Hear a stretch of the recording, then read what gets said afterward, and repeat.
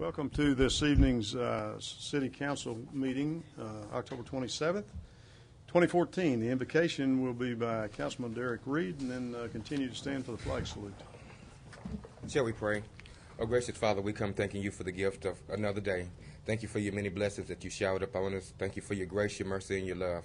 We ask that you would just look upon us tonight as city leaders as we make decisions. We would ask that you would just touch our minds and our hearts, that those decisions will be in your will. Bless our community as a whole. These and many other blessings we ask in Jesus' name. Amen. Amen. Please join us in the flag salute. Attention, salute, pledge. I pledge allegiance to the flag of the United States of America and to the republic for which it stands, one nation, under God, indivisible, with liberty and justice for all.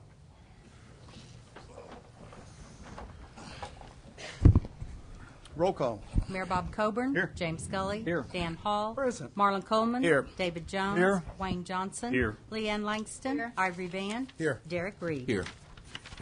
The recognition for the water plant has been moved to the Public Works agenda for next week.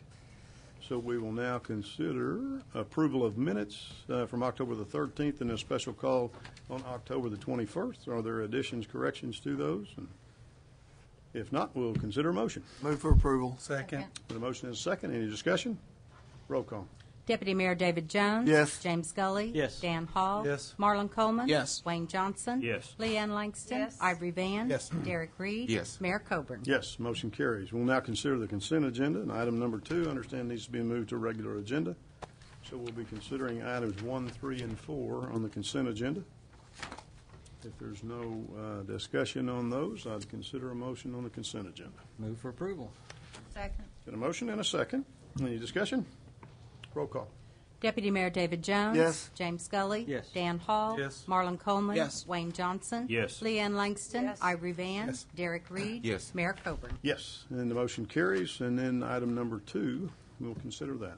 Consider approval of a second amendment to the June 23, 2008 contract between the Greater Muskogee Chamber of Commerce and the City of Muskogee, Oklahoma, revising the management fee for tourism activities or take other necessary action. Councilor David Jones, actually. I didn't know this was going to be Deputy Mayor David Jones. withdrawn, but that's okay. Yeah, this was just a matter of cleaning up the situation where we were had the chamber that was being paid to handle the tourism for the city. It, at one time was $2,000. Then we had the increase in the hotel motel tax, and the $2,000 was 6% of the amount of money that they were managing for the city. Now that amount has increased considerably. The last 2 years, they have put the $3,500, which was 6% of what they've been managing, in their budget. We approved the budget both years. We've approved it every time, but it wasn't changed in the original contract, and this was just to modify the contract to put down that their fee for handling the tourism for the city of Muskogee would be 6% of the amount funded. Okay. Mr. Reed, you had someone that was wanting to speak to that issue. Mr. Van. Ivory Van? No, I'm sorry. I know we're Ivory going Van. Yes, I had a citizen call me, and I told him I would take this item off the agenda so they could rediscuss it, and they have some information they would like to bring to the council tonight. Okay, is that Dean Yes. Arnold Dean Swan? Yes. You've thrown a new name on us. Dean Swan, approach the podium and give us your name and your address, and you'll have a few minutes, 3 minutes. Fine. And then you would like to meet afterwards with 4 people. Is that correct? Yes. On this agenda, don't you have 5 minutes? 5 minutes on this. Yeah, 5. You're on the wrong form. Dang, I hate that. You want the other one? No, I pulled out it's 5 several of each. How about we just give you 5 minutes on this form? Does Marvelous. that work? Thank you, sir. Good evening, City Council, Mayor, everyone in front of me. I have a very deep concern concerning the use of this town and the Chamber of Commerce. The Chamber of Commerce is an outstanding organization. I've been a member of this one myself. I've brought several members in to be members of this Chamber of Commerce. I believe in the business profile of the Chamber of Commerce. What I do not believe in is the use that's taken place of the city and the Chamber of Commerce. The Chamber of Commerce was created by President Taft as a lobbying organization to counteract the labor movement that was taking place. So to this day, the Chamber of Commerce is the world's largest anti-labor lobbying organization in the world. More specifically, the American, which this chamber here is a member of. Making it counteract the labor movement is sort of counterproductive for the city, who is constantly trying to find out how it's paying its own employees when they have this much influence from an organization that is designed to keep labor costs down. It's a pure sign of conflict of interest. The Chamber of Commerce, from my opinion, from my research on the 501c6, are not allowed to make the kind of profits that they make. They're not allowed to make the profits in this direction.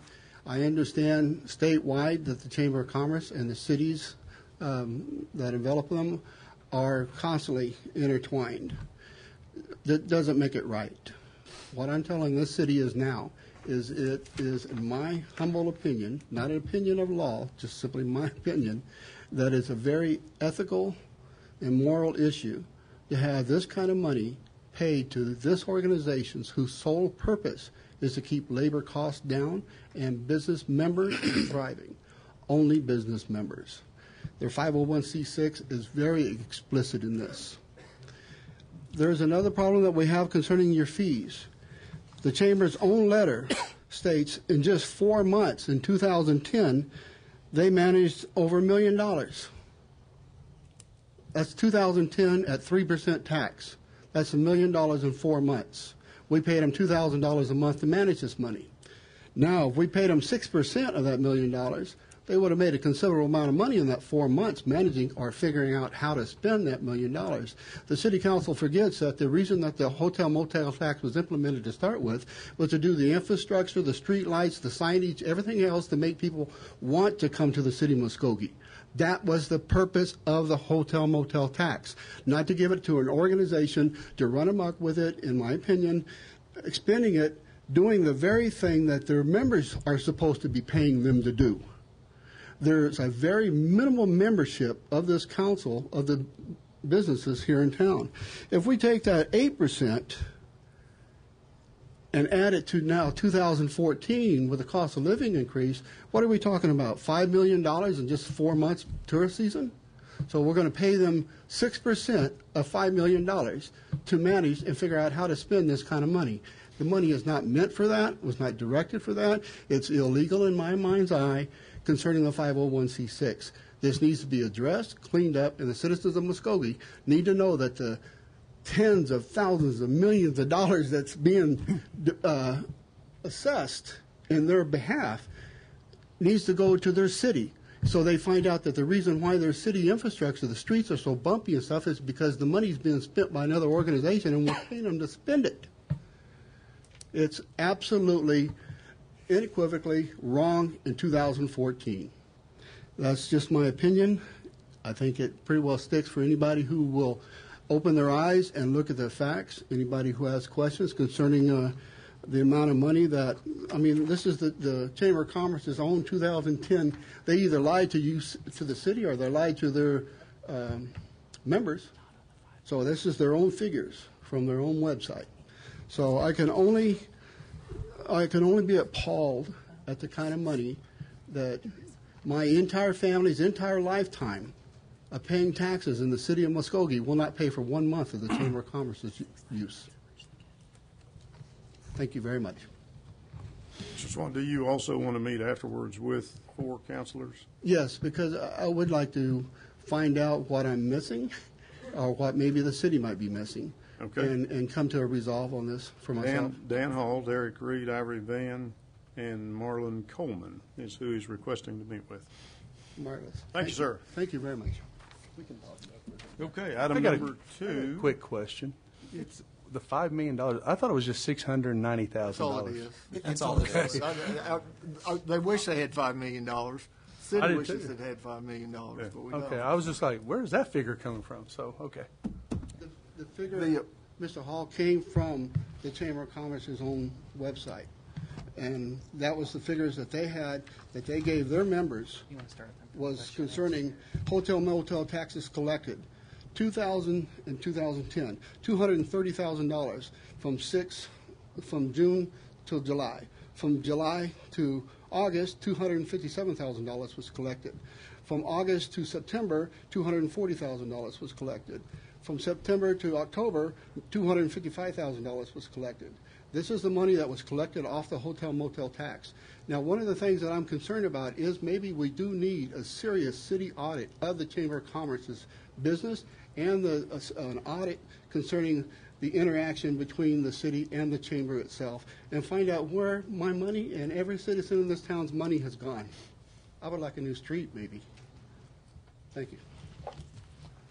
I know I've been on the board of the chamber for the last 4 years, and I'm the past chairman of the chamber. And as far as an anti-labor organization, that is ridiculous. No one does more for the city of Muskogee than this Chamber of Commerce. And they've gotten along with the city and the county and the port and everyone else. It's been a good team effort. Everything has been very positive, and I move for approval. Second. And I want to say this also, Councilor, as your colleague on that board, that as long as I've been on the board, I've never had our board or the officers of the organization engage in any activity that would stymie job creation or stymie any type of vote and job growth. And voters need to know the money that we're talking about tonight is already within their budget. We're not giving them any new money. This is a calculation error that needed to be corrected. I stand by my second. Got a motion and a second. Is there discussion?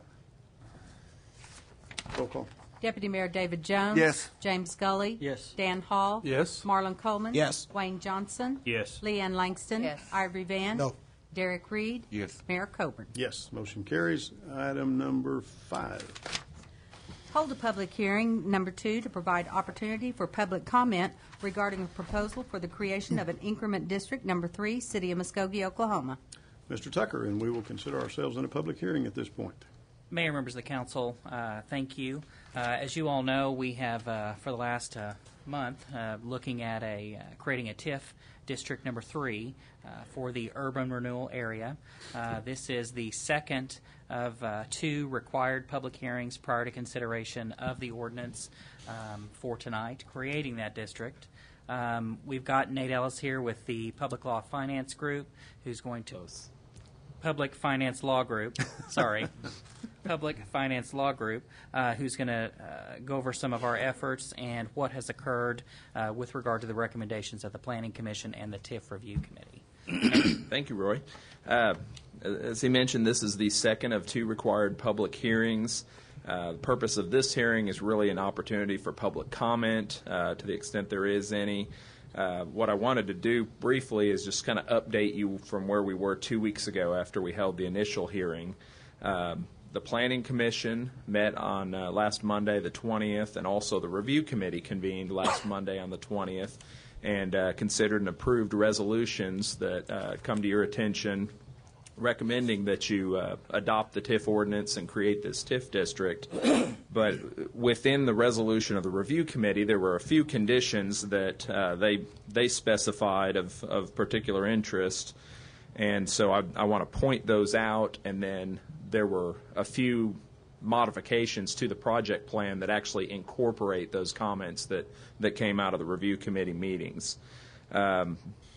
The first and significant one is the recommendation that the city approach the county for their participation on a sales tax basis as well as the ad valorem basis, and that they be requested to contribute 75% of the incremental new sales tax that is generated on sales. Again, they levy a 0.65 sales tax. The city levies a 4% sales tax.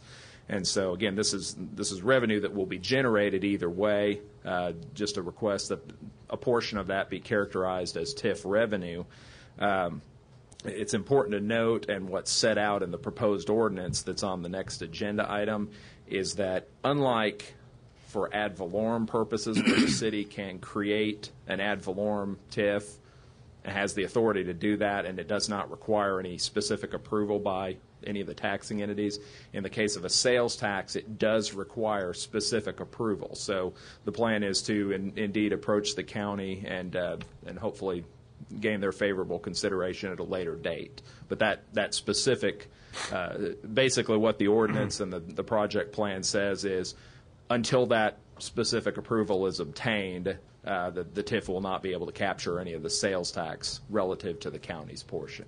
So the other recommendations that were made by the review committee was that there be clear limitation as I kind of looked back at the project plan. I think it was already clear in that, but just to further emphasize the land acquisition costs that are contemplated purchasing some of the smaller lot parcels in and around within the increment district area be limited specifically to parcels within the increment district. So what that means is, again, the increment district and the urban renewal area are the same geographic boundaries.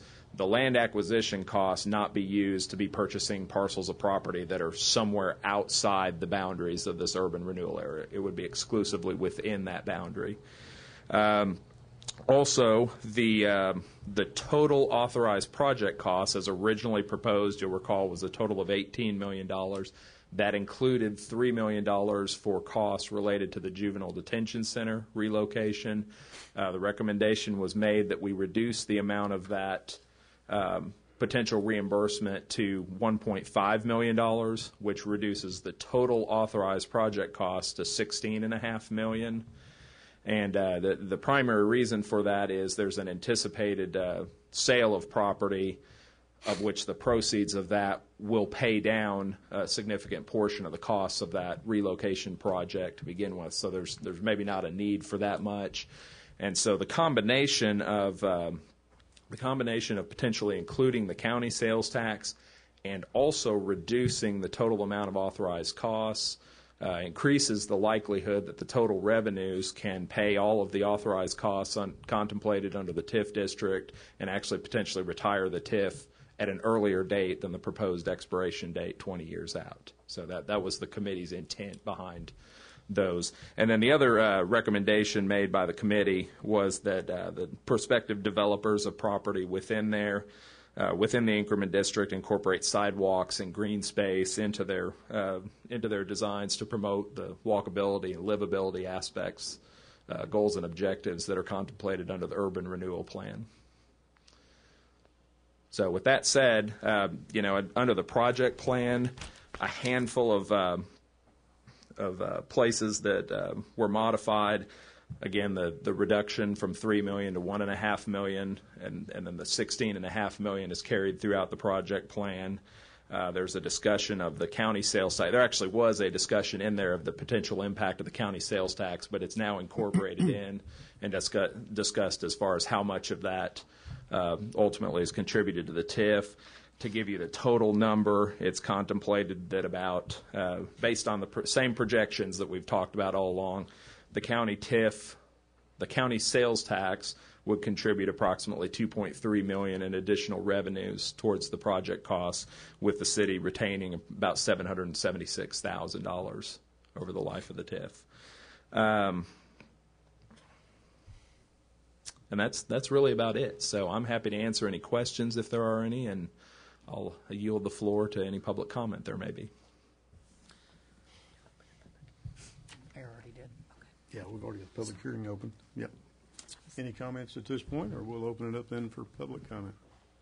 We have two people wishing to speak on this item during the public hearing, Teresa Rutlinger and Dean Swan. And it makes me no difference which order. Teresa, would you like to go first once Dean was just here? Give us your name and your address, please. And you will have 5 minutes. Teresa Rutlinger, 2500 Shelby Court. I'm pleased that the city went and got the years down on the TIF and the total amount that you're going to have to borrow. I would please ask you to be very frugal once the first retail and first apartment complexes are established. Don't get us too far in debt on these TIFs. Hopefully there won't be any more huge incentives needed once these two things get established in the urban renewal area. I think maybe that will just draw people into the area, and we won't have to be borrowing so much. Another question I have, which I know cannot be answered today, but I'd just like to know how much debt the city currently has in loans and different things like that, and what projects they're for, and what is our length of debt. I just don't want us to be getting, just completely in debt, spending and spending and spending, and then before you know it, we're a city that's got a lot of problems. And I know you guys are being quite frugal at this point in time, I'm hoping, with all the money, but, we just can't keep on borrowing and borrowing and borrowing, else we're going to end up like our government is right now. Thank you. Thank you. Dean Swan, you want to speak on this item? Give us your name and your address again, and we'll give you the 5 minutes. Marvelous. Good evening, City Council, Mayor, City Manager. My name is Arnold Dean Swan. I live at 727 Capitol Place, Muskogee, Oklahoma. I wanted to address a couple of items concerning this TIF. As you know, I have spoken before concerning this TIF arrangement, and one of the things that bothered me is concerning the TIF was even my printer apparently can't even count. So I hit 14 copies. I got 3. But it shows simply a graph of what happens over the 20 years, 25 years, however long we're going to make the TIF, and the amount of red ink that's imposed. It's pretty significant when you see it in graph form. TIF has increased government involvement in the economy, sparked abuse of eminent domain, as you well know. It shrunk the tax base, which is what the purpose is we're going to borrow, and made subsidies on a permanent feature of development, which is as this young woman just addressed. Furthermore, TIF has failed in its main purpose, economic growth. This is a nationwide study done by Detroit, Chicago, the entire state of Illinois, I might add, and California as well, who is the one who discovered this magic in financing. In theory, TIF encourages developers to undertake projects in an area in dire need of economic growth. In reality, TIF is used to subsidize politically connected developers, to help cities lure chosen businesses from other cities, and to fund an entire cottage industry of urban planners, lawyers, and bankers. There is so little accountability that even the TIF commissions that are supposed to govern the process, if they reject a proposal, a city can override that determination and go ahead with the project. That's exactly what happened with Walmarts all over the country. The use of TIF is often accompanied by the abuse of eminent domain. With enhanced enterprise zones, the threat of eminent domain abuses may be small, but in TIF, it's very real and very large. Many, if not most, of the examples of eminent domain abuse in Oklahoma have involved TIF. An Iowa study of TIF usage concluded that on net, there is no evidence of economy-wide benefits. Physical benefits are population gains. Another study from Illinois found that the economic growth in cities that did not use TIF was stronger in cities that did, because TIF subsidies cause inefficient allocation of resources. We call it tax money. TIF stands for tax increment financing. You should care, because all TIF districts in Muskogee County will cause your taxes to rise. How that happens should become evident as you learn more. Trust me, it's there. In the scale of the frozen revenue, the schools and the governor herself have said that, they want to do something concerning the education in Oklahoma. And here we are as a city voting to take 25 years of tax growth away from the schools. Period. It comes from nowhere else. It goes to the developers or the use of the property zone TIF by the developers in the area.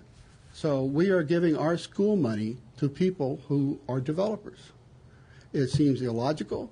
We have a state that is 23% behind the rest of the country.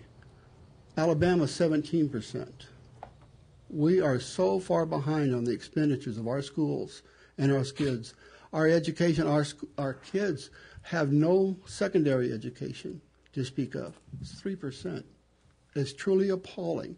And you people up here need to develop some courage and realize that whatever you're being told revolves around one simple thing. All the money comes from the school, period. There is no other way around it. And the tax money that we need to be able to fund the additional growth in the schools, we're giving it back to the developers to pay off this debt. $18 million goes a long ways. Thank you so very much. I hope that you will do some research. I hope you will think about this before you vote and allow that. We do not need this in this area. This area is booming dramatically on its own pace. And in my mind's eye, anyone who says that we need the TIF is not telling the truth. Thank you. Thank you, sir. We will now close the public hearing. If there was no further comments that were signed up to be addressed, and then council, do we have questions or comments? I will say that those taxing entities that participated on the committee were completely involved in their duties to make certain that no stone was left unturned. They were very dutiful. They were very knowledgeable of how TIF projects work, and so certainly I want to take this time to compliment them for their hard work. I will say, Mr. Tucker, you can correct me if I'm wrong, Muskogee has not, for the public's interest, experienced any sales tax increases as a result of the last TIF that we had. No astronomical damage to the tax base has been done. In terms of the research that's been done, we do what we can as counselors to be very candid, to be certain that what we say is as close to being factual as possible. And so the public should be reassured that we did our due diligence, and they should also be reassured that there are several successful TIFs within the state of Oklahoma, particularly in Oklahoma City, one of those cities that has done tremendous work in terms of developing their downtown, developing their hotel and motel tourism, but the attraction of new hotels. And certainly I stand to vote to approve this based on the fact that we are trying everything we can to make Muskogee a better and more viable place. And Councilman Coleman, wasn't there a representative from Muskogee School on that committee? Yes, there was. And he agreed with the 16.5 years of the TIF? Yes, correct? there was. In fact, it was the school board, and I compliment the school board representative, and I compliment them because they helped us wrestle with the numbers in terms of the outlay on the timeline, as well as making certain that we weren't over in terms of what we actually needed to acquire through the TIF. Okay, because I think he came back pretty happy with the decisions that y'all made. Mayor, are you in agreement with the reduction for the juvenile detention center from the $3 million to $1.5 million? Yes, sir. Okay. Mm-hmm. Other comments or questions? Can I ask you this question, Mr. Tucker? Are you being a city attorney? One is, what's the advantage of having a TIF, and what's the disadvantage of having a TIF? Well, with the TIF, you have a method of financing certain incentives for developers, as well as being able to purchase land, doing infrastructure improvements, particularly in the urban renewal area, new streets, new sidewalks, new sanitary and stormwater sewage within that area, which we would not had but for another tax or some substantial cuts in the general fund, had a method to finance that.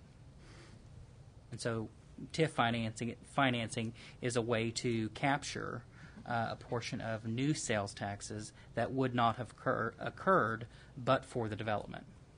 And the school system is satisfied with this TIF? They did vote for approval. Well, and one thing that can impact the schools too, one thing that's dramatically needed in our community is housing. And if you look at this TIF and what it's doing for the city of Muskogee, one, it's putting infrastructure in, retail establishments that create jobs, but there's also a housing component to this that is desperately needed in this area. We've not seen growth in this area at all. So with the housing going up in this area, we'll see additional students that may be and additional residents that will be moving to Muskogee.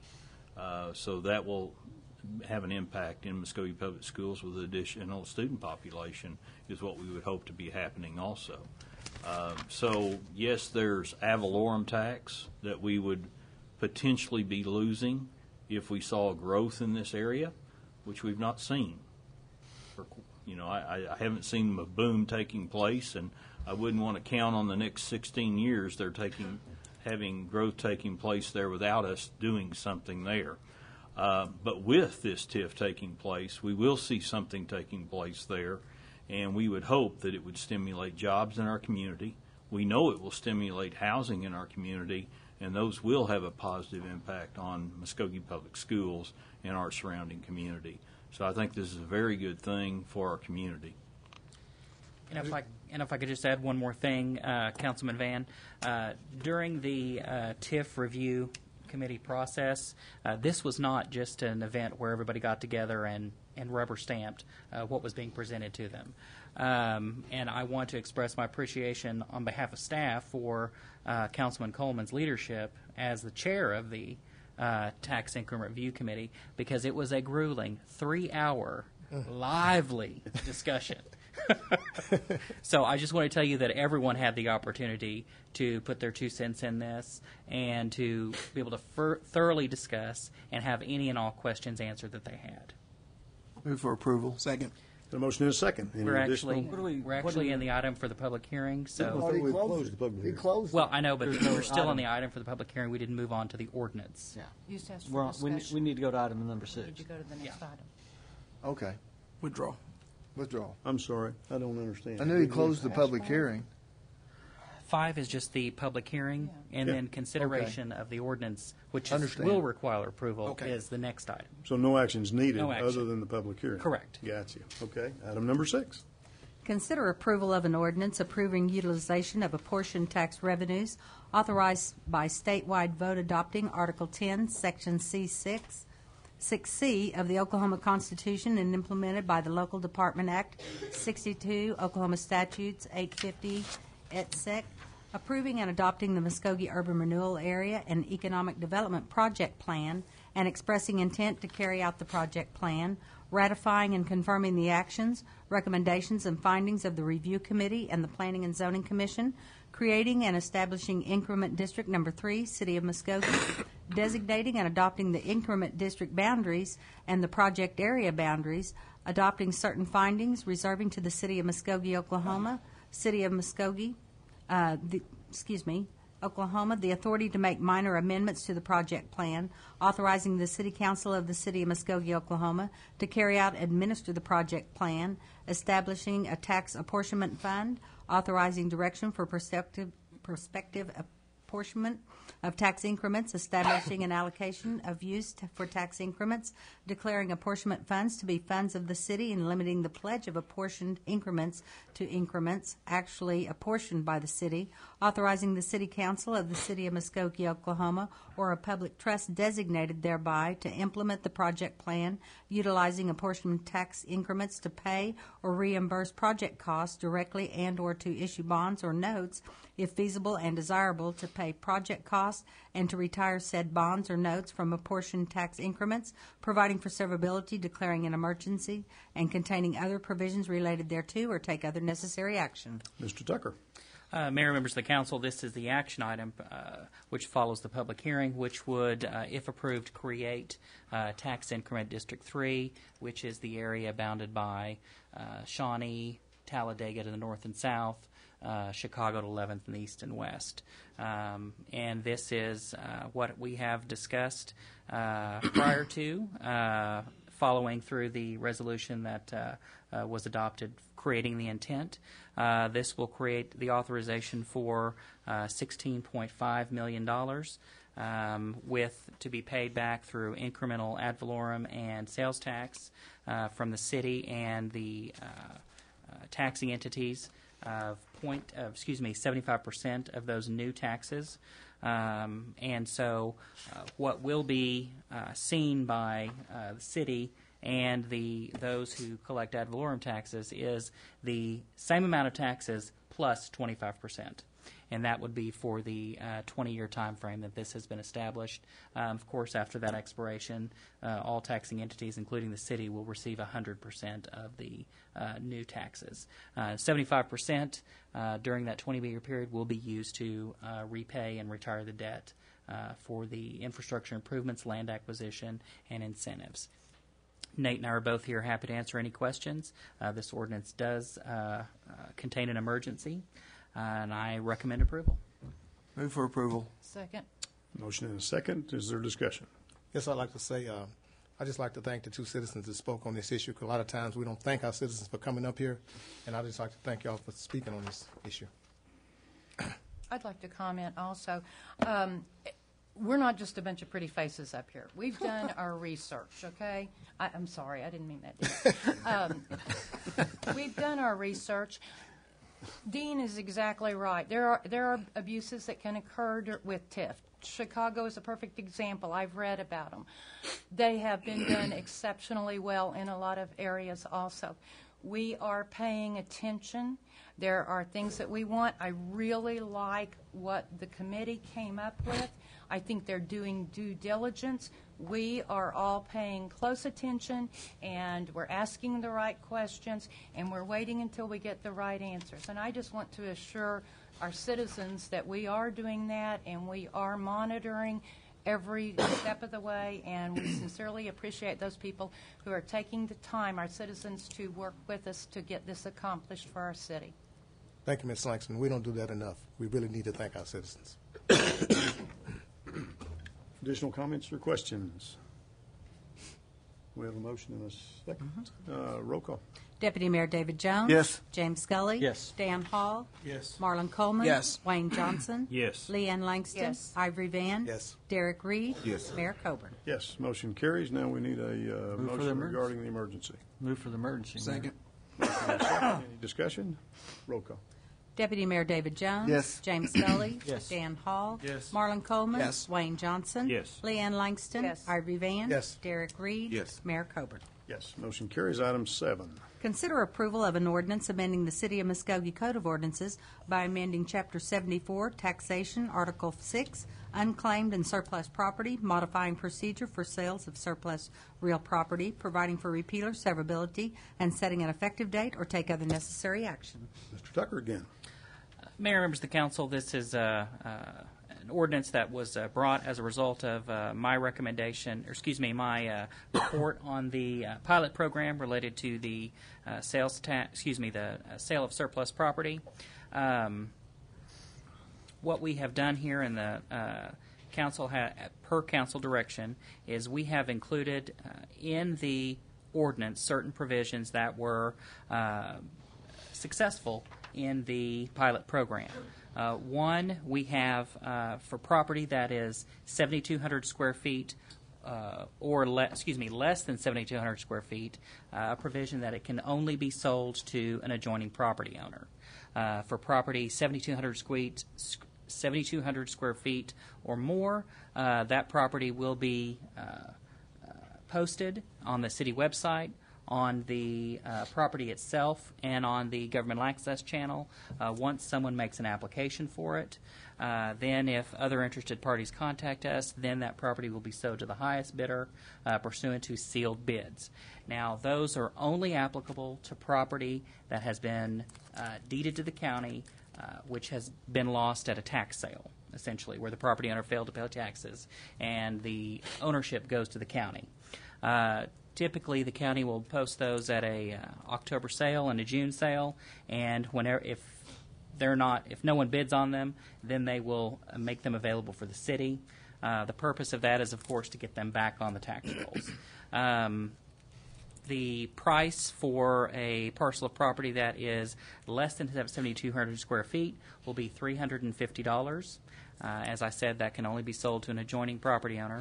The cost for property in excess 7,200 square feet or more, the minimum bid will be $350. But of course, depending on whether there are other bidders, that of course can be unlimited. Finally, there's a new provision C related to real property retained for economic development. As was presented in committee, there was a provision that allowed for property of the city to be sold for development purposes without competitive bidding for any consideration as determined by the city. I've talked with Councilwoman Langston, who brought up some of the concerns about that not being, or that being a little more loose than what we certainly intended to include. So we've made some modifications which are presented here for you today, which says that those real properties for economic development may be sold for development in accordance with an approved economic agreement. And of course, any of those agreements which relate to the sale of property will come before the council for its scrutiny to ensure that we are being good stewards of the city assets, namely property that is maintained for economic development. One of the potential considerations that I had not anticipated until talking with Councilwoman Langston and Mr. Smoot was selling property to an individual who would then turn around and make a profit selling it for development. That, of course, is not our intent. Our intent is to sell it directly to someone who will develop it, and then, of course, improve the quality of life for our citizens, as well as increase revenue for the city through sales tax, restaurants, hotel motel tax, or any of those like type of issues. We do have this as an effective date from 30 days. I'm happy to answer any questions, and I do recommend approval. Move for approval. Motion? Second. Second. Is there discussion? Yeah, I just wanted to make some clarifications because I had some concerns addressed to me. And why we're changing this is kind of going back to the process that we had put in place is we had some adjacent property owners that had went through all the processes of getting the property, and then we put it out for competitive bid, and they had lost the bid by a small margin, and yet they had become very angered at the city because they had done everything they had required to do, and then for a small amount of money they had lost this adjacent property that was not even a buildable size. So this is only not put out for competitive bid if the property owner adjacent to it seeks and goes through all the processes and it is not of buildable size. So I just wanted to kind of clarify for everybody that, you know, this was a process that was in existence. We had changed it, put out all property for competitive bid, and then what we determined that it was not to the best interest of our community. Okay, we have a motion and a second. Does that conclude the comments? Roll call. Deputy Mayor David Jones. Yes. James Scully. Yes. Dan Hall. Yes. Marlon Coleman. Yes. Wayne Johnson. Yes. Leanne Langston. Yes. Ivory Van. Yes. Derek Reed. Yes. Mayor Coburn. Yes, motion carries. Item number 8. Consider approval of an ordinance amending the City of Muskogee Code of Ordinances by amending Chapter 38, Environment, Article 4, Smoking and Use of Tobacco in Public Places, Section 38-99, Possession of Lighted Tobacco in Certain Places Prohibited, Exceptions, designating all city property as non-smoking, for providing for repealer severability, and setting an effective date of January 1st, 2016, or take other necessary action. And that would go to Councilman Langston. Councilperson Langston, sorry. What we wanted to do here is to phase this in, and we talked about it quite a bit last week, and we selected the date of January the 1st of 2016. Our HR director has worked diligently to work with employees, and we want this to be as easy as possible for everyone. I think we're making a very positive move for our city. We did this specifically to help the Wellness Initiative have availability of more funding to help with wellness throughout our city. And I think that this is something that we definitely need to move forward. Okay. I have a question. Last meeting, Councilman Van made a statement about it affecting smoking in restaurants. This doesn't affect anything but city property, am I right? That's correct. Okay, I had some people call me and go, "Are we stopping smoking in restaurants now?" I said, "Ivory Van may be putting that on soon, but I don't think it is." But I just want to let everybody know that it's not affecting their restaurants and stuff yet. Councilman Hall, I made an example. That's I know. what you call an example, not. I know. I was just having some people call me about you. That's all I was just checking. Mr. Brown, do we have a written plan yet? Yeah, well, if this ordinance is adopted by the City Council, what I will do is amend the city manager policies to comport with this ordinance, which means that effective whenever this ordinance takes effect, there will be no smoking on any of the city facilities. We have a smoke room now downstairs, and what I will do is amend the policy so that it's not effective until January 1st, 2016. So, But I mean a plan that phases it in. that's the plan. I would just sunset the date. I would write the policy and then make that policy provision effective January 1. Kelly, you got something? Councilman Coleman, we have a education phase to bring to employees. We have our safety meetings the first part of November, so we will give them information in regards to the helpline and the wellness initiative and the health department, what they can offer, what our health plan will offer in regards to smoking cessation as well.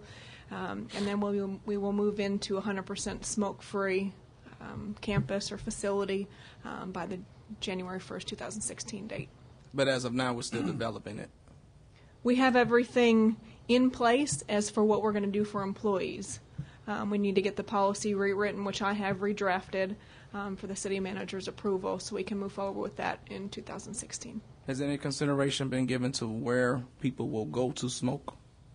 I think that different departments have discussed different things. There's been discussions within the committee as to what our employees going to do. Are they going to go across the street? Are they going to get in their cars? Specific locations have not been discussed for each different work area, but we did discuss having them go across the street. Thank you. Mm-hmm. You're welcome. We have someone who has signed up to speak on this issue as well. Do we want to hear them now? Doug Walton, you had signed up to speak on this item. Name and address, and you will have 5 minutes, sir.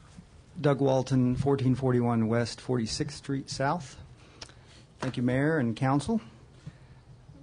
According to the 2014 State of the State's Health Report for Oklahoma, our leading causes of death in Muskogee County are heart disease, cancer, and chronic lower respiratory disease. Out of 77 counties, our ranking is not good. 53rd in heart disease, 62nd in cancer, 75th in chronic lower respiratory disease. Smoking is a major factor in all three diseases. Creates a great deal of financial and emotional burden to individuals, families, and the community. Going smoke-free on city property is a step for Muskogee in the right direction. Like other important changes necessary for our growth as a community, it may be difficult and uncomfortable at times, but I've heard most everyone on this council say, in one form or another, that Muskogee is moving forward, and we must do what we can to be competitive economically and to improve the quality of life for our citizens. I believe supporting the approval of this ordinance will do just that. Thank you. Other Second. comments? Go ahead. I second. Okay, got a motion and a second. Any additional discussion? Yeah, I'd just like to thank the Muskogee Wellness for bringing this to our attention. And as a councilman, I'm going to make this perfectly clear that includes the whole entire property the city owns. And like I say, our employees will be much healthier because, like I say, smoking is just bad for your health. I've had 2 heart attacks myself, but smoking is just bad for your health. Plus, it stinks. It gets all on your clothes, but it does.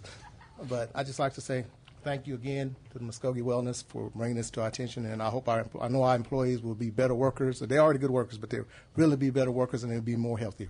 Good. Other comments? Roll call. Deputy Mayor David Jones. No. James Scully. Yes. Dan Hall. No. Marlon Coleman. No.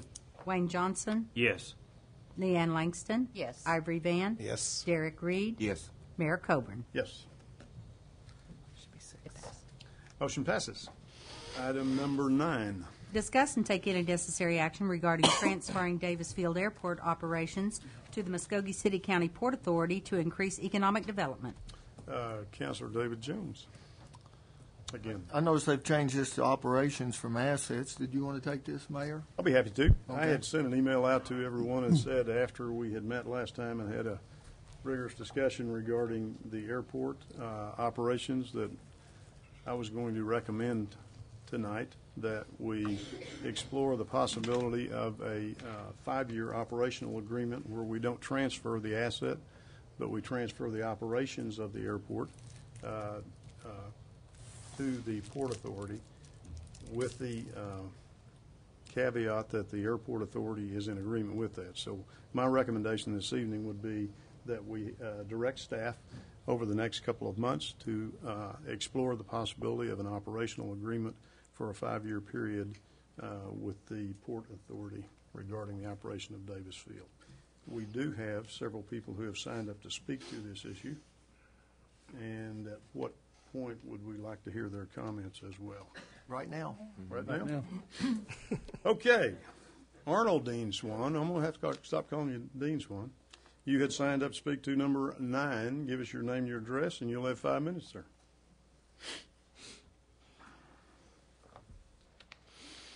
Good evening again, City Council. My name's Arnold Dean Swan. I live at 727 Capitol Place, Muskogee, Oklahoma. As per the voters, this is their park / airport. Land was taken by eminent domain to facilitate this growth of this park, this airport. So there was some people who really had to give in to make this happen. The people of Muskogee are the sole owners, and any changes must have the consent of the voters, citizens of Muskogee's. As per the research by the city's very extinguished attorney, we discovered that dedicated to the use of public as a public park shall forever remain the use of the public. No part of said land shall ever be disposed of by the city unless authority is granted at an election. Now that theoretically belongs to every park in town. There are parks. And so we want to have a voice in their implementation. FYI, I pursued my own pilot license 3 times. I'll go back a 4th and maybe get it. But I would like to know that I had a couple of airports nearby to frolic in. Another park airport is getting management decisions, Hatbox Airfield / airfield, such as leasing the hangars and so on. So we are capable as a city to manage our own parks. I concur with the mayor, who surprised me a little bit. Him and I had came up with both the same 5-year figure, seeing that it moved forward. My mind's eye still am convinced that it takes a vote of the citizens, and before we can even move forward on the vote legally. So, because the citizens want to have an idea of somebody else managing what's been going on for quite some time. Maybe we need to get a new management crew from the city. But I believe that the Hatbox and Davis Field belong to the citizens of Muskogee, and any changes, as per the attorney's own research, is going to require the votes of the citizens. Thank you. Thank you for your input. Ann Ong, would you like to speak to this item as well? Give us your name and your address, please, and you will have 5 minutes. I'm Ann Ong, Vice President of CCOM Medical Group at 350 South 40th Street in Muskogee, and I'm a member of the Airport Board. Mayor Coburn, Deputy Vice Mayor Jones, councilors, and assembled company, I have not made up my mind as to what I think the city should do about the management of the airport. I understand that some people have had discussions for perhaps as much as 2 years about this idea, but I submit to you that this has not been known in the general public. It's been a conversation among a very small group of people, and not only did the general public not know about it, members of the airport board didn't know about it. I've been on the board since March, so a little more than 8 months, and I heard about the idea several weeks ago at an airport board meeting, and at that meeting, no one was able to express a clear idea as to the details of what this change would entail, or indeed the reasons such a change might be deemed reasonable, desirable, or necessary. From the newspaper, I've learned that we're to hear a proposal tonight, and if we do, I hope that proposal will answer some questions. The overarching one is why. Why do we as a city want to do this? The other questions come under what are the financial implications? Will it result in an increase in expenses? And if so, how much? And what would we be paying for? Is it going to make us money? And if so, how much? And where would that come from? Another question is, will more funds than are presently available be made available from some source for to better maintain and develop the airport facilities than we're able to do currently? And where would that come from? Also, exactly what would change? Will this result in more efficient operations at the facility? And if it will, how will this increase or improvement in efficiency be measured? Is there evidence that the desired benefits would accrue because of this change of transfer in authority, and that they would not happen if we don't do this transfer of authority? As I've said, I'm here with an open mind, so these are really questions. If I knew the factors being considered and the objective evidence and measures being used to evaluate the options, maybe I would and maybe I wouldn't be in favor of the change. I don't know. I know for sure that I don't support making a decision without that information, and I don't support making a hasty decision.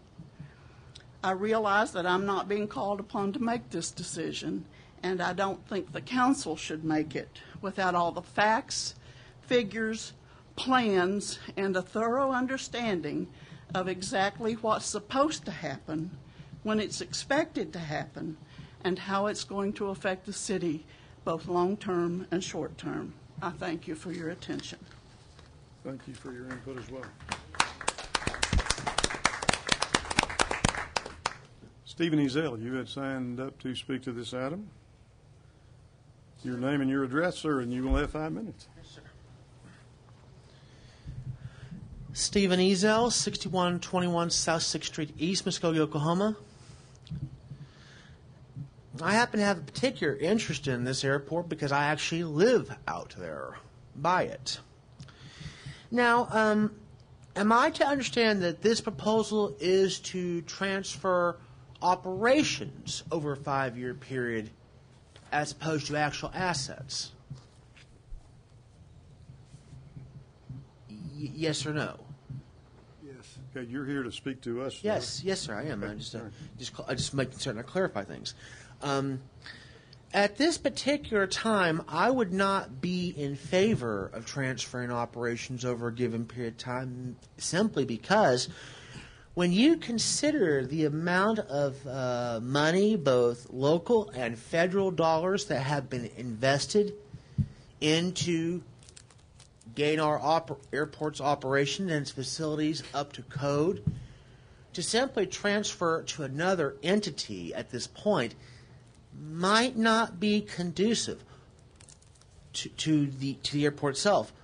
Plus, if you do transfer operations, the Muskogee City Port Authority would have to run the airport in regards to both NTSB and FAA guidelines. And those are some very, very, very stringent guidelines that have to be followed. Also, would the Port Authority retain its current director, Mr. Gary Lynn, whom I think has done an outstanding job in managing the airport? Also, look at the history of the airport. The airport itself has been in existence really since World War II. Originally, it was a training base under Spartan Aviation when it was by the Army Air Corps. Then it became an Air Force base up until like early 1970s. Then the Oklahoma National Guard took an invested interest with the reopening of Camp Gruber. It's only really been in the past 20 years, since 1995, that sole control of the airport was transferred over to the city of Muskogee. As I said, right now, I am not in favor of such a transfer until a lot of the questions that Dr. Ong has asked have been answered with a considerable degree of satisfaction. Thank you. Thank you, Mr. Rizzo. Teresa Rellinger, you had spoken up you had signed up to speak to this item. Name and address again, please. Teresa Rotlinger, 2500 Shelby Court. Once again, airports are a big plus for a city. Airport Board manages Davis Field, which has a 7,200-foot runway, which I understand is the longest in northeast Oklahoma. That should be a big plus for us in this city. It also manages Hatbox Field. Nobody's mentioned anything about Hatbox Field. Are we just getting rid of the Airport Board and handing everything over? Or, what's going on there? I know eventually that the Parks and Recreation is going to be getting it, but at this point in time, we have airplanes in hangars at Hatbox. One of the previous meetings, there was a statement made that implied that Public Works had kind of placed Davis Field behind streets and infrastructure. Well, I beg to differ. As I stated before, we've got a new terminal, improved taxiways, new lighting. At your September 22nd meeting, you approved them to apply for engineer design repair on one of the rimways. The other thing you need to think about is we have a community event, Touch a Truck, big on the library. They give out free books to health department, like when they had the Halloween, different things like that. Very, very important. It's a good family activity. They moved it out to Davis Field this year, had a tremendous outpouring, and had planned on continuing to do it there versus at Hatbox Field. Has anybody thought about what's going to happen if we go and sell or give it to somebody else to manage? Okay, inclement weather. At this point in time, the city, when it snows or whatever, they're in charge of clearing the rimways. What's going to happen if we have somebody else manage it? Is the city still going to be the one that's going to have to clear? Are we charging them? Airport managers provided a car. We're taking that away as a city, and they have to provide the airport manager with a car. Are we still stuck with that? City owns Brush Hog to go and do around the runways. Are we still going to be providing that services at a charge, or are we going to be just doing that free gratis? The airport is self-sufficient, unlike Civic Center and some of the other places in town. They get rental income, grazing and haying leases, and they get fuel fees. So it's not like it's a burden on this city. It's a very big plus, and I don't know why you go and get somebody else go and manage it. It's supposed to be, anyway, trying to promote industry in that area according to their 2011 form, the it's supposed to be a contract. City Council recently approved Mr. Brown's reorganizational plan, which had an economic development division or department, which I understand, if my understanding is correct, Davis Airport and the Hatbox Field would have been placed under that. Now it looks like that you're giving a no confidence vote by placing or thinking about placing the airport under the Port Authority. Why support pushing for this plan? Why rush? It seems like we've got enough things that we're just having to rush through. This, to me, is not something that you have to rush. Take a deep breath, think it through a little bit. And I'd like to know why the airport board got blindsided on this. I mean, that's not a good thing. We need a checks and balance. Airport, well, I as a taxpayer, and I'm sure other taxpayers like this particular, what am I trying to say? I don't know. Checks and balances are good.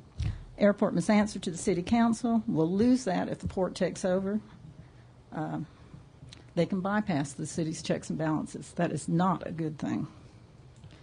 Port already has 1,001 acres. The city owns 992, 750 of them being at the airport. There's 119 acres, and the Muskogee Industrial Trust has 448 acres. All of these are industrial sites. I don't know why, we have to be giving our airport away with some of this other stuff. In 2013, they had 63 total. The port had 63 total projects. 2 were aviation. 1 became a dead deal. 1, apparently, they were supposed to have a visit on January 2014. And some of this paperwork that said something about having a 400-acre thing for industry would be a big plus in our hat. The only thing I can see of that has exactly 400 acres or more is the Davis Airfield. I don't know if that's what the big push is or not.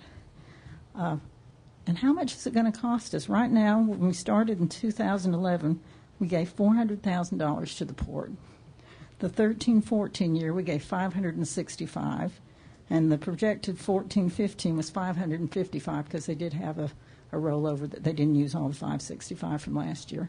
I mean, that's a lot of money, and I don't know why we just need to keep on throwing more money to them when it doesn't look like the airport is maybe on their top priority list. And what's going to make it on their priority list if we end up giving them the airport or letting them buy it or leasing it to them, whatever. We just need to keep the checks and balances in place. And things are going too fast. We need to slow down, think things through, have the airport board, the Port Authority, and the City Council meet and work through various scenarios on Davis Field with the pluses and the minuses considered. Keep Davis Field city-owned and run by the airport board or the new Economic Division Council recently approved when the departments were consolidated. Keep our checks and balances in place. Have the any improvements or bids or whatever go through the board. Is up, please. Thank you. Thank you. Thanks for your input. Okay. Do we need a motion on this item? Do we need discussion on this item? What's your thoughts? What you're asking tonight, Mayor Colburn, is simply that the city attorney would begin the process of preparing what an agreement would look like. Staff, which would be city manager, city attorney. Yes. Right. So for the benefit of those who are here, we're not voting tonight to say give away the airport. We're voting to say at least let's explore what the agreement would look like. And I appreciate Ann Ong, who I consider a friend, and I think during that time period, we'd have time to answer some of those questions that were asked while the agreement is being prepared, and certainly while some of us have the opportunity to explore it further. This could take a couple of months to I think we're get starting these answers. This agenda item does not say we're going to study it and It work says on a plan. we turn it over to them if we do it. If we vote yes tonight, we turn over the management to the port. It doesn't say that we're going to study anything. It says we're going to turn over management to the port. Does it But not say depends on what the operations? motion says. Discuss and take any necessary action regarding transferring those field operations Going to be to direct staff. to. Depends on what the motion states. Well, I believe we're whatever the motion states, I think we're stepping in the wrong direction, because I think where the process should start, it shouldn't start with what I would call the board of directors. It should start with the airport board, with the port, and maybe some council representatives of starting the discussion. It should not start with just popping up on the city council's agenda and this is where it goes. I think, again, it's going back to, we had a plan and we said we would look at that plan in 2015. Howard had put together a program and a strategic plan and an organizational chart, and we all voted to approve that. And we need adequate time for that to be implemented and put in place. Now it's not the time to go back on what our directions was and go, this is what we're going to look at now. I think this is purely, there's no reason for this at this time. I think it's purely just a move. I think we need to look at allowing Howard enough time to put the organizational chart in place and get the people in place and us start moving forward as a city. We have an airport authority, and that is one of the responsibilities of an airport authority, is to oversee the operations and make sure that the funding is available for an airport. And all of the research that I've done, and it's been extensive, is that an airport authority is the appropriate entity. Airport board? We have an airport board, yes. Okay. And maybe we need to change them to an authority or whatever. But I do think that that is the direction that we need to go, and perhaps we just need to consider that, because I think that's a key piece, and all the research that I read indicated that that was the best way. That it isn't the best practice for cities to run airports. It isn't the best practice either for private enterprise to do so. When the city, the municipality owns the airport, that the best way to go is to have a strong airport authority, and that's why I'm calling it an authority. So I think we need to look at our airport board and work from there. Okay. Other comments or discussion? Well, after the last meeting, we kind of talked about the management side of this and everything like that, and I was kind of excited about that. And so I kind of took everything in, went back and popped up the video. I love that we can look online at our meetings, because I really need to lose weight. That's not yet an agenda item, but we can make one. Can we vote on that? Health and wellness is sitting here. The thing is that I went back and I listened to Councilman Coleman, and I was all excited because I was like, I want to find out more about these airports and how they're doing this. So today and Friday, the weekend, I took off and I called La Crosse Airport in Wisconsin, and I said, "Hey, I understand in our city council meeting." He goes, "We were in your city council meeting?" I said, "Yes. You are an airport that is ran by a management company and authority?" He goes, "Oh, no, we're not." And I was like, "Yes, you are, because that's what we were told." And I was like, "This is what you do." And he goes, "No." And I said, "Well, forget that, and this is what we're doing." And I said, "We're looking at moving our port underneath our port authority." And he goes, "Why in the world would you do that?" And this is Clinton Tarp, who's the CM administrator for that airport. This is a huge, huge airport. They have American Airlines flying in there, Delta, everything. I was surprised. But he goes, "No, we are a city-owned airport ran by a airport board." He goes, "We are not ran by the port or an authority." He said, matter of fact, in Wisconsin, it's against the law or against the state ordinances or whatever to be have an authority there. But what they did do is, when they do have land and it needs to be developed, they have this big, nice stack of an agreement here that I was going to give Roy tonight that he could look over about a land use agreement. And I kind of wanted to put that in there today, too. And I was really excited about that because I was like, hey, I like that idea that our airport board and everything could do the a land use agreement and still give our stuff away, and we can still manage it, and they can still develop it. I was really excited about that. So then I moved on to Erie Municipal Airport in Colorado. This guy is a great guy. He's actually flown into our airport here. He loves the terminal out there. And when I talked to him, he goes, the only thing I wish you had was a courtesy car that looked like it was a courtesy car. He said, that's the ugliest car I've ever seen in my life. And Pam, his wife is going to get in touch with you also. But he flies that Pilots for Paws thing, and he is going to get in touch with you because he wants to fly into Muskogee a little bit more, and I told him who you were. And that's Jason Hurd, and he said they are ran by their city, and they are an airport board also, and they're a little bit smaller than we are. And he recommended that we do not change this over to the Port Authority, just because pilots and ports are not the same kind of people. Even though they have a couple pilots on their board, he said it's not the same kind of people, it's not the same kind of venture. And he said the only place that you should find a port authority running an airport is like in California or New York or Maine or something like that, where you have multi freight and stuff coming in. So, and I went into this with an open mind and calling these people to make sure that they were under the port and everything like that, and it came back that they're ran just like we are right now. And so they kind of changed my mind back tonight. I'm not in favor of this, and I really tried to reach it.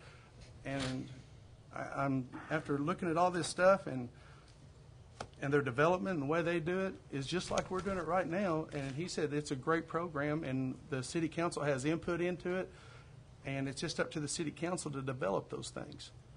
And the airport board and working hand in hand with the port authorities and stuff, but they both recommended not to give it over and to vote that way. With a thorough understanding of what our port authority is and does, and a They thorough were- understanding of it. Yes, They and made he that said that recommendation. he said it shouldn't be that way, and both of them are, they run the airport and stuff, and he said, and we develop our airport with our port authority, and one of them's on the Mississippi River, and he said we develop with our port authority, but we do not let them have control of anything unless we give them the land, and it's on a land lease thing or the land use agreement. Okay. Other comments? I would just say that, candidly speaking, one of the reasons why I'm supportive of at least exploring the opportunity to have the Muskogee City County Port Authority to manage the operations, one of my key elements has always been job creation, because I think that we're missing the potential to sell our economic development plan as a concise package when we leave the airport component away from the entity that we've contracted that is responsible for our job creation effort, which is the Muskogee City County Port Authority. And one of the things that I'm concerned about is that we seem to be in the midst of a decades-long misunderstanding between the two entities without having the benefit of exploring how those entities might be able to work together in the interest of creating jobs.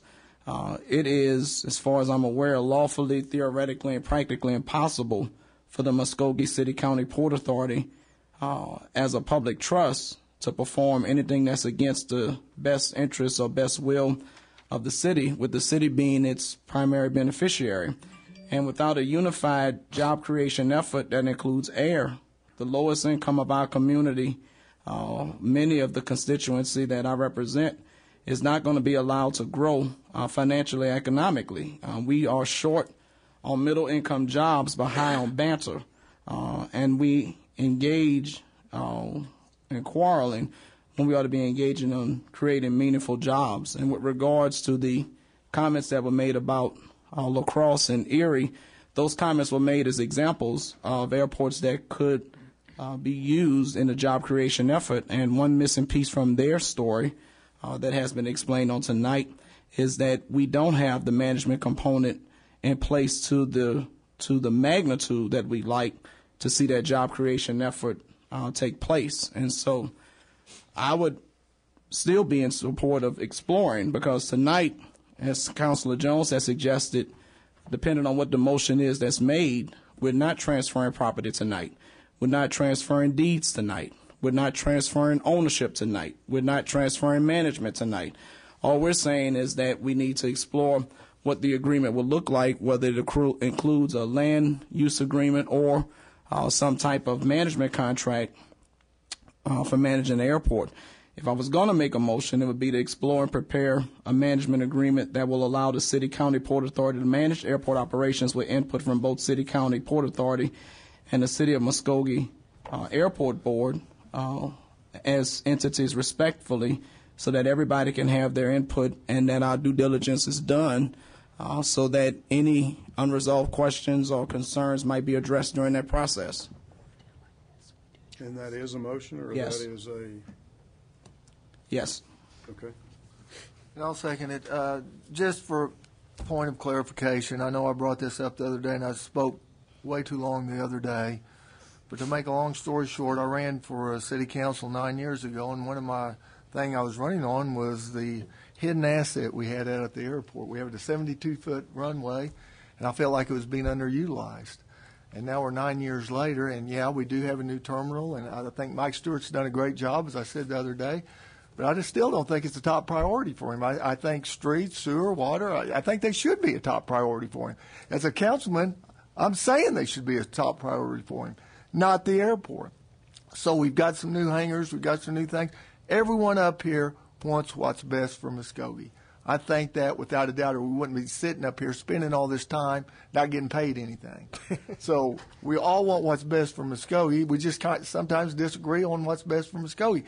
I've been on the port board for 20 years. I've seen what they can do. They're very professional. They know how to run an operation. I think they could add some definite pluses to managing the airport. I understand we're not going to transfer the assets, and I don't even know if they're interested. And I know Scott's out there right now, and he may not even be interested in doing this. I like what Marlon said, that at least the airport board and the port board could get together and see if there is something there. If it is there, fine. If it's not there, fine. Now, when this came up, first time I heard about this was about 6 months ago, and I heard it from the chairman of the airport board. He asked me if I'd bring it to the council. So don't say the airport board doesn't know anything about it, because they most definitely do, because that's who brought it to me. And before then, for the 9 years I've been here, I'd never heard anything about it. I did find out later that David Stevenson, when he was the airport manager back in the 70s or 80s, he recommended that this happen. But I'd never heard that before until the other night when we came here. So when did this happen? Did it get blindsided? Are we rushing to this? I heard it 6 months ago. We've been talking about it. Maybe you haven't been talking about it. I've heard it from several different people. So I think it is being discussed, and it's been discussed at some length. As a matter of fact, I think it's been discussed too much. As I said the other night, we need to either do it or move on. We got a lot of important business to do. So I'm still in favor of it. I think like Councilman Coleman said, just investigating to see whether or not it works or not. I think that's a good idea. We're not saying we're going to transfer any assets. We're not saying we're transferring management of it. We're just saying, let's see if the port and the airport board and the city can get together and come up with a manageable contract. Are you agreeable with that, Scott, if we were to do that? So that's all I have to say. Mr. Tucker, given the item that we have and the motion that's on the floor that's been seconded, are we within our means in that motion to vote? You are. It's direct and take action. Okay. Other discussion or comment? I guess my piece of the comment is how do we have some input as a council as we go forward? I hear Wayne's talked about that we weren't going to talk about it till March of 2015, but these questions that we have will still arise at that point in time, and I think this would be an appropriate time to start collecting the answers to those questions. My question is how do we pose those same questions? Because I listen to Teresa and Ann, and those are the exact same questions I want answered, and I want to know how, when we do this research, if we do this research, I need in the minutes all those questions answered, because quite frankly, until those are done, I'm not really in favor of doing this. But I think we're foolish for not exploring our possibilities and doing our research. I don't have a problem doing that, but I want to know. How would you recommend getting that input back? You could just take Teresa's and Ann's minutes and From say, the minutes? every question they asked, I need those answers, because those are the same questions I've asked myself over the past 3 or 4 months. So in our direction to staff would be answer the following questions. Yes, sir. To me, that's what it is. Well, and who's going to comprise that? Yes, sir. Who's going to comprise that? We're asking staff to do that in conjunction with the Port Authority and with the Airport Board. Well, who's going to All comprise three that? entities are going to be involved in doing that. Would that be the with city- lead city being manager? City manager and city attorney. Because it would need to come from both of them. You needed another project, Mr. Brown. So I don't really have a problem researching it, because if there's some dynamics out there that could happen, I don't mind researching it. But there's a lot of unanswered questions, and I don't know if I'll probably like the answers to those questions. Well, after the research is done, I'm assuming we would come back, we would have a presentation. We'd have to. And I'm assuming some communication lunches and things could explore some of those thoughts as well in smaller groups. Mr. Tucker, do I need to amend my motion to include Councilor Gully's? Yes, just for clarity. So amended. And second. And so amended would be to include the list of questions from the minutes. Okay? And I was the original second, and I'll second this. Okay. So we've still got a motion, still got a second, still got discussion. I'm curious. I mean, I may be out of order. I'm a new councilman, so y'all tell me I'm out of order, okay? You're okay, Ivory. But the whole time I've been up here, we never heard from Mr. Scott DePort. He's never got up there and said anything why he's for it or anything. We hadn't heard from him, but we're supposed to make these decisions. Just like I told you the other day at the Public Works. We got the airport board, we got the port board. They need to come together. Mr. Johnson, you're always talking about work as a team.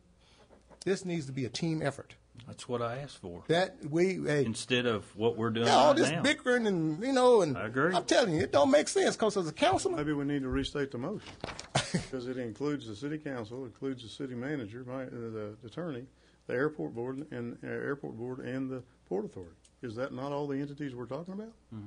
That's what the And motion they're all going to be was. involved in fostering what an agreement could look like if we choose to do that. And answer me this. Who used to put on the air shows? That was a big thing here in Muskogee.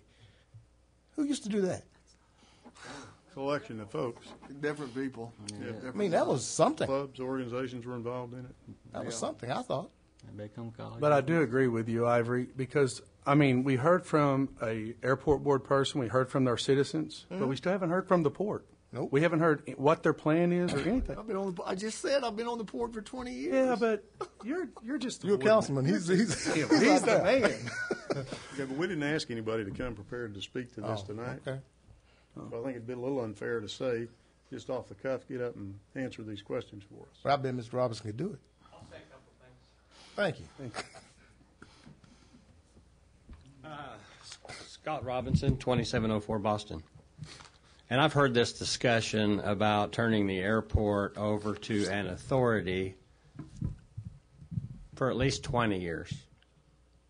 It first started with me when the Adjutant General for the Oklahoma Military Department, General Maynard, called and said, we have a rare opportunity in Muskogee, and that would be to combine the assets of Davis Field Airport, the McClellan-Kerr Arkansas River Navigation System, and the 60,000 acres that are Camp Gruber. And with that set of assets, we have an opportunity to house the Joint Readiness Training Command in Muskogee, Oklahoma. And so what he asked the port to do, and I don't know why he asked the port to do this, but he did. He asked the port to do this. Please make sure that the railroad track that goes to Panama, Oklahoma, through Stigler, Oklahoma, about 43 miles altogether, please make sure that we don't take that track up, because if it's taken up, we'll lose the opportunity at Davis Field and at Camp Gruber and on the river. And so we worked diligently. Not the city, the port worked diligently on that acquisition. And just as they were taking up the rail at Davis Field, we were able to convince the Union Pacific Railroad to convey that property to the Port Authority at no cost other than our legal cost, which was significant, obviously, at that time. And so we became very familiar at that time with Davis Field Airport, and particularly with that opportunity. That opportunity went away. It went, for political reasons, it went somewhere else. It went to Louisiana. And so, you know, we weren't involved in the airport after that until we took over there, until we were contracted by the city of Muskogee to perform economic development. And at that point in time, we got involved in the airport. And regardless of what I've heard people say, that we don't care about the airport and we're not interested in the airport and we've never showed an interest in the airport, that's just absolutely not the truth. Absolutely not the truth. Now, there was a time when we didn't get notices to come to the airport, and I think part of that had to do with, you know, maybe people didn't want us to be that involved in the airport operations. I don't know. But I have been approached over a significant period of time, a lot longer than 2 years, by former and present airport managers, by former and present airport fixed base operators, pilots, instructors, the people who I say have their heart in the airport. They've been there for 20 and 30 years, some of these people. And I've talked to all of them, and I've talked to every single council member on this board at length and offered to speak, you know, more and more and more. And so I think I've had a dialogue with everybody on this board. I did go to the airport board meeting when this came up at an airport board, but I wasn't invited to come. It was on the agenda. It was to consider the mayor's proposal to transfer Davis Field assets to the Muskogee County Port Authority. Now, you tell me who's doing the manipulating in that situation. It wasn't us. We were responding. The Port Authority was responding to what was given to us as a real need. And I'm not going to go into all the various issues because it would just be throwing more mud on, you know, on people, and I don't want to do that. But that's why we got involved. Our offer was to take over the airport, to maintain the assets there, to operate the assets there, to manage the contract with the fixed base operator there with all of the other private citizens or private tenants there. We are a public agency. We're not a private agency. We could never sell any of the assets of the airport. That was all, you know, understood in the agreement. We weren't asking the city to provide any money at all. We were going to do this at no cost to the city, but the money that's in the airport authority or the airport fund would have to go along with the airport assets, and they would anyway. You can't take money out of that airport fund. You know, the funds in the airport fund are generally used to match the grants that the city gets, federal and state grants, to do the improvements at the airport. And it's the greatest deal in the world. You know, they're 95% federal state grants. We do a lot of grants at the port. We've never had a grant like that. You know, ours are typically 70-30 or 60-40 or something like that. The thing that really got me interested in the airport, because this has come up for years, and I've always said, I don't understand why we would want to do that. I'm kind of thinking that way right now, to be honest with you.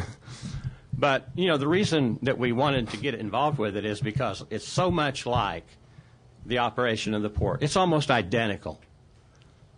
We're a public agency. We depend on federal funds. In the case of the port, we depend on the federal government to maintain the waterway. If they're not going to maintain that waterway, we're not going to have a port. At the airport, you depend on federal funds and state funds for improvements. And you're on a list now, and you get on that next list, and you're not going to get any federal funds for state and federal, from the state and federal government. So to me, it was more a matter of we have to create additional activity at the port, more flights in and out. I've heard you say several times, Dan, and you're exactly right. The port already has the opportunity to develop the lands around the port for economic development. That's, to me, not what this is about. What this is about, to me, is to bring the private and public interests together at the airport and moving in one direction, because I can promise you that's not the case, and it hadn't been the case for a long time. I love the statement of Ann Ong. Those are great questions, and I'll be prepared to answer each one of them if that's what you want. And I'll be glad to answer any question you got right now. Scott, just one correction. Okay. I would really make sure that that was not on the agenda that way. Yeah, it was. I'll send you the email. It got changed. That's how it was on the agenda originally. Well, it wasn't on the agenda that way. Point of correction, please. I'll send you the email. It's not an email. I know how it was on the agenda. Okay. It was changed, Wayne. That's not how it went to the airport board. Okay. I'm not saying that. Well, that's how it was stated. Okay. It was on the airport agenda this way. That's how it was sent to me. So, Councilor Van, you had asked for additional input, and you can correct me if I'm wrong. I think the motion as it stands will allow Scott Robinson, along with the necessary individuals at the City County Port Authority and the City County Port Authority as an entity, as well as the City of Muskogee elected body, and the airport board to work together as we move forward in addressing the questions that were asked tonight, and as we explore what a management agreement would look like. And that certainly would include input from Mr. Robinson when he'd be able to answer those questions better once he does his due diligence with his staff, I believe. Is that? Yes, that's correct. Yes. And the airport board and the city airport board, manager. right, and the respected entities. Right. Scott, Mr. Robinson, I just have one small question, and it's not a big one, I promise you. What is, if you had a crystal ball, and you're a developer, you're the Port Authority guy, and you know what you can do and what you can't do. Give me some kind of a picture of what you're planning on doing out there, because Okay, I'll give you just that's what I'm after. Okay. I'm not going to go into detailed things, but I'll tell you in general. We've been working on a project for about 2 years now, and we can't talk about the project because we've all signed non-disclosure agreements. But going back to what I saw and continue to see as the real potential at the airport, it's working with the Oklahoma Military Department. There is a tremendous opportunity there. Now, if you don't want to see that at your airport, then definitely don't consider this, because that would be my approach to it. I've had a lot of conversations with Gary Lynn about this. You know, one thing you have at the airport is you have a tremendous airport manager, very knowledgeable. You know, some great things can happen out there. Additional questions or discussion? Mr. Tucker has cleaned up my motion. Do you want to restate your motion, and we'll... Mr. Tucker can Yes. probably restate it better. Okay. I think the motion is to direct staff to work in conjunction with all necessary entities to prepare a draft agreement providing for the operations of Davis Field Airport, to investigate, address, and report any issues that arise, and to answer all questions posed through citizen comment. That's the motion. And you so move? So move. And we can Yeah, I restate second that it. second? Yeah. Okay. We've got a motion and a second. Are there additional comments, or if not, we will move toward voting. Just like to thank you, Mr. Robinson, for your input. Thank you. Like I say, hey, Thank you, Howard. I know you know what you're doing, and I know Gary Lynn at the airport knows what he's Yeah, doing. thanks, And I Howard. like to hear from people that know, that's actually got hands-on experience. I mean, that helps. So I appreciate you, sir. Roll call. Well, hang on, I got one more. Okay. I'd like to say this. I don't have a problem with us working with each other and figuring this out, but my only problem is that we discussed it. We said we were going to wait till March or this next year, and we set an agenda. I don't like this where we keep. Ivory Van even made the statement several times. Well, you keep just bringing stuff up here and throwing it on us. And I know we all had it laid out, and we've been talking about it. It was kind of sprung on me at lunch one day, so it kind of shocked me. And I just want you to know why I'm voting no. I agree with the visiting, and I agree with everything. It's the teamwork and everything. I just know that we set a time that we were going to deal with the airport, and this isn't it. We got a lot of things on. We put the TIF on and everything else. This is not the time. Just wanted to make my statement. I have something. Yes. I agree that we've moved awfully fast on this. I know everybody else has been talking about this for a long time. I came into this very late. The problem I have with the way this is worded is that this says we are moving forward. Yes, we're not totally passing it with this vote. But what we are saying is this is the direction we intend to go. And I'm not sure that it is. What I would have rather seen is let's look at all of our possible alternatives. And that is obviously a very viable one right now, and I don't really have a problem with that. But it just seems to me that decisions have been made that this is the way we're going to go, and we're not going to veer from that. And I just think that we need a bit more input and a little more time to really digest and hear. Yes, we all talked to Scott. He did a super job of taking us around and showing us. He's doing a fantastic job where he is. I have absolutely no problem with that. I just have concerns that we're maybe biting off more than we can chew right now, that we haven't had enough chance to just really discuss this. I mean, it even came on the agenda now.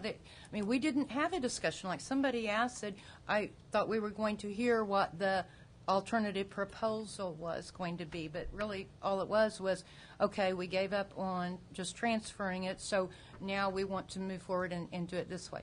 I just feel like it's being ramrodded, and I'm not in favor of that. Okay. Other comments? Roll call.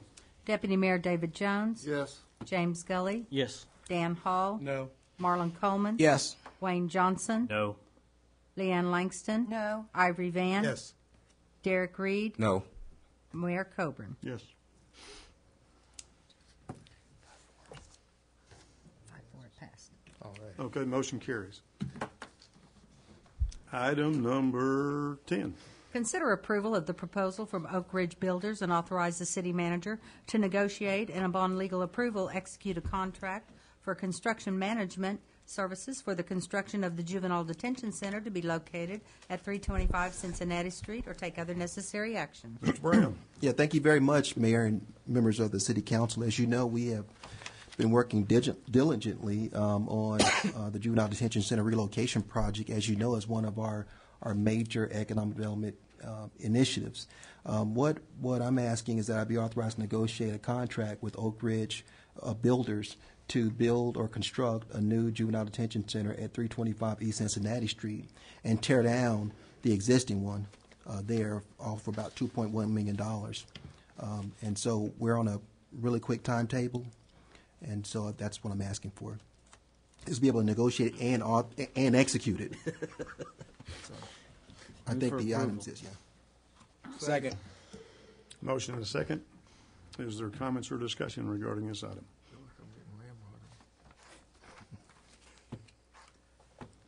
Roll call. Deputy Mayor David Jones. Yes. James Gully. Yes. Dan Hall. Yes. Marlon Coleman. Yes. Wayne Johnson. Yes. Leanne Langston. Yes. Ivory Van. Yes. Derek Reed. Yes. Mayor Coburn. Yes, motion carries. Item number 11. Consider approval of board appointments for the Parks and Recreation Board as follows. Jimmy L. Stinson, as recommended by Councilor Van. Jim Eaton, as recommended by Deputy Mayor David Jones. Alan Foster, as recommended by Councilor James Gully. Cynthia Kane, as recommended by Councilor Wayne Johnson. Jason George, as recommended by Councilor Leanne Langston. Edwina Walker, as recommended by Councilor Derek Reed. Martin Bebb, as recommended by Mayor Bob Coburn, or take other necessary action. As we have stated, and I will move for approval of these items. Second. Got a motion and a second. Any comments or discussion? Roll call. Deputy Mayor David Jones. Yes. James Scully. Yes. Dan Hall. Yes. Marlon Coleman. Yes. Wayne Johnson. Yes. Leanne Langston. Yes. Ivory Van. Yes. Derek Reed. Yes. Mayor Coburn. Yes, the motion carries, and that concludes our agenda, I think. Let me verify. Ann, have we been through everybody? We had some general comments. Let's talk about city council. So we need to go here and here? And here. Speakers. 3 more people that would like to speak. Dean Swan.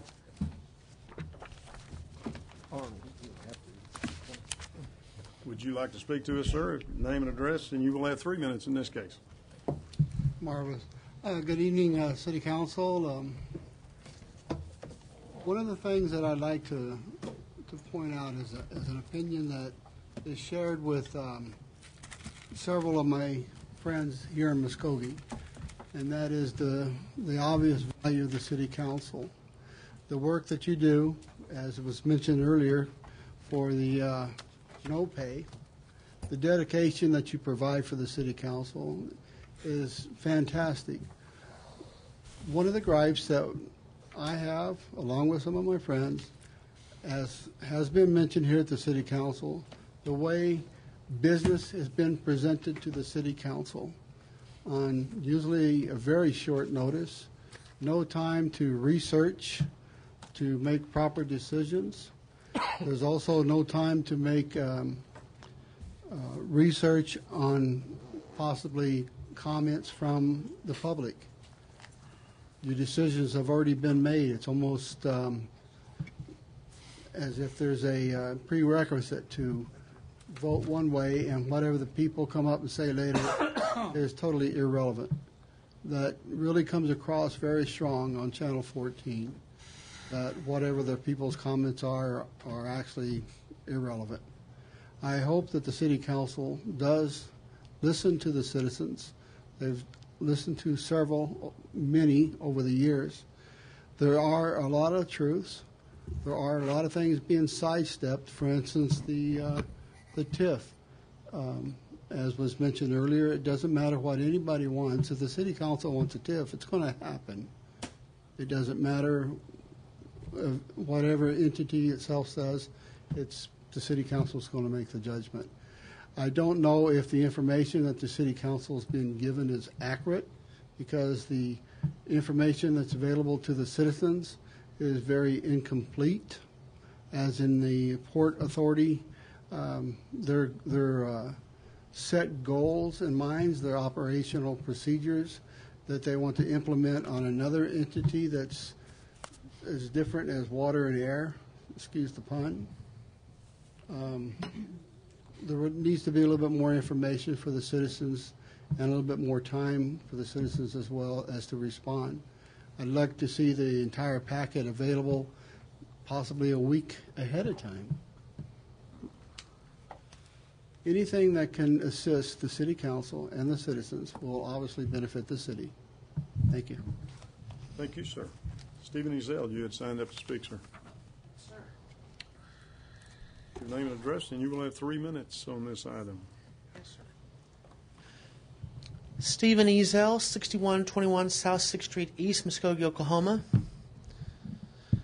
Ladies and gentlemen of this most honorable council, I speak to you this evening on behalf of the 54 million Americans, 620,000 of them being Oklahomans, who are afflicted with some form of disability, either at birth, or as a result of either progressively as a result of illness, or as a result of a catastrophic injury. I speak on behalf of those, despite a disability, who have a desire and a will to work, to show themselves willing to be a productive member of society and contributing to the success of this community. Now, everyone here has stated that they want to see economic growth. I cannot think of a better way to promote economic growth than drawing upon a viable workforce who is qualified despite maybe certain physical issues. Now, some people would say, what can you do? You're disabled. You're of no use to us. I must give you a warning. Both of my grandfathers fought against a man over 70 years ago who murdered 12 million people in the concentration and the death camps because of that twisted ideology. Perhaps you remember his name. His name was Adolf Hitler. All I'm saying is we are not asking for a handout. We are simply asking for equal and due process to show you that we, just like you, we have the will and the desire to help make Muskogee a great and better place to be. All that we ask is, are you willing to provide the way and the means? I'm willing to speak with people further on this matter, but I will tell you this. Some of those people who are disabled, they are individuals who are disabled because they fought and gave everything they had for this great country. They sacrificed for you. Do not abandon them. Do not abandon us.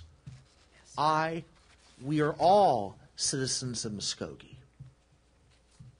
Thank you. Thank you, sir. Ivory Van, you had signed up to speak, sir. Your name and address, and you will have 3 minutes.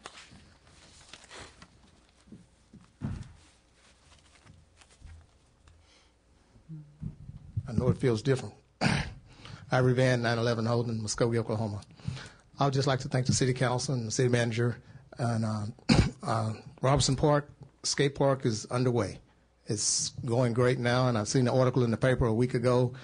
And we'd just also like to, as I'm speaking as a citizen, we'd like to thank the Ruby family and the foundation for this skate park.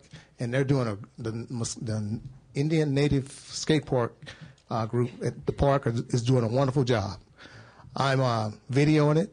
I'm taking pictures like I have on, I'm kind of passionate on this park. So the Ruby family, they will receive the video and they will receive the pictures. Because one of these days on that whole park, somebody's going to come along and say, well, how did all this develop? But through all those pictures and through the video, we'll be able to show it to them. And like I say, the guys down there, they're outstanding. They're so friendly.